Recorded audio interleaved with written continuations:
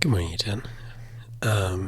Sorry I'm not there with you again today, but I've got another video for you about, this time, solving inequalities.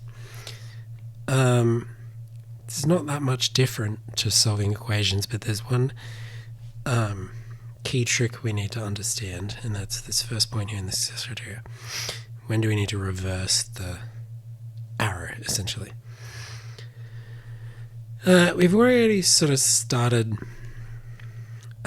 talking about this idea of inequalities yesterday, but you see this inequation, another word for inequality there, inequation, here, 3x is less than 6. What are some values of x that we can put in there that work? 1, 0, because 3 times 1 is 3, which is less than 6. 3 times 0 is 0, which is less than 6. And we can just keep going. Any negative number works. Anything that when you multiply by 3, the answer comes out less than 6 is a valid option here. But because that there's literally an infinite number of options to represent that, we need to also use an inequality. And what we're going to end up doing is solving this exactly like we would an equation. You've got times 3, so we're going to divide 3. And there we have our answer, x is less than 2. So as long as x is a number that's smaller than 2, this will be satisfied. Let's think about how that changes, though, when we have a negative. Because now, if we start putting in those same numbers, all the negative numbers, we're going to run into a bit of a problem. Because, let's say we try -4 in here.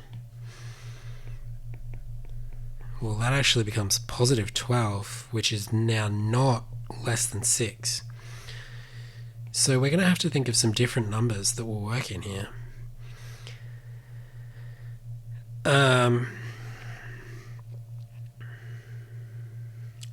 What's the lowest negative that we can put in?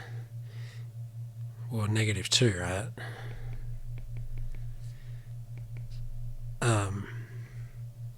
Well, sorry, we can't put -2. -2 is our limit there. But we can put -1, that still works. We can always put 0.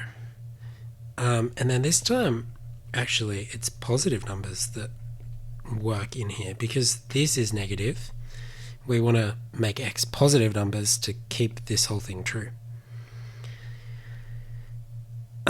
So the solution to this equation now is actually numbers bigger than -2.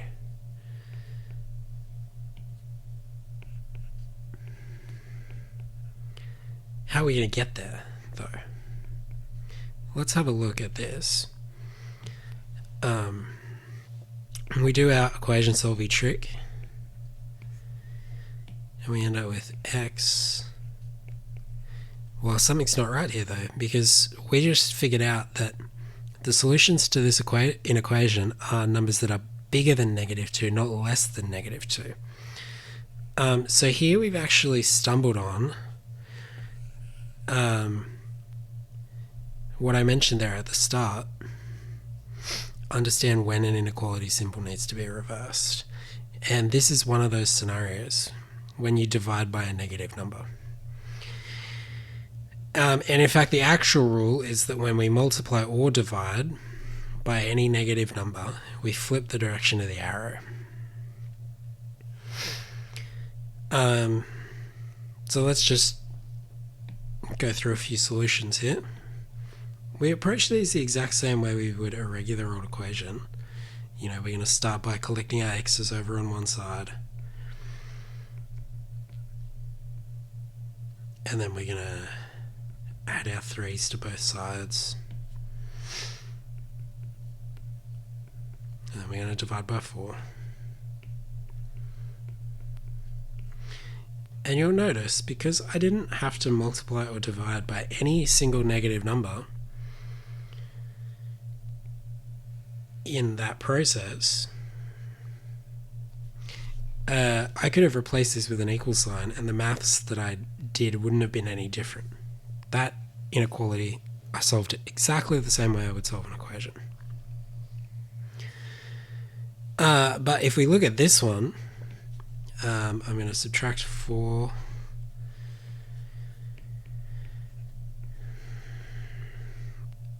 My step here is going to be to divide by -2. So now I need to make sure that I reverse the direction of that arrow, because I have divided by a negative number. And then there's my graph of my inequality.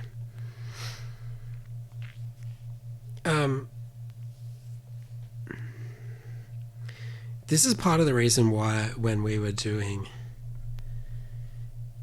equations with pronumerals on both sides, this is part of the reason why I suggested that it's much better to do it this way. Because if we had subtracted x over to that side, then we would end up dividing by a negative and we would have to remember to flip that sign. But if we solve this inequality this way, we actually we never make our x have a negative coefficient, so we never have to divide by a negative number.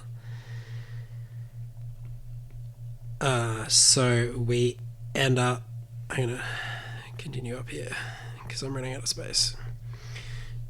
We end up making this a bit easier for ourselves because we don't have to remember that trick of flipping the arrow direction. This is a or equal to equation, so I'm going to color in the circle. So yeah, that's how that goes. You've got some building understanding questions here that you can now have a go at. I think what I'm going to do is to get the solutions to these, you guys could just look at the OneNote page. I won't hold out here in the video for them. The solution, my work solutions will be there on OneNote and you can go check them out.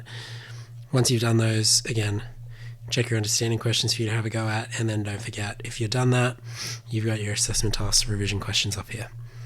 So you guys can get started on that now, and yeah, check the OneNote page for the solutions to these building understanding questions. Thanks everyone.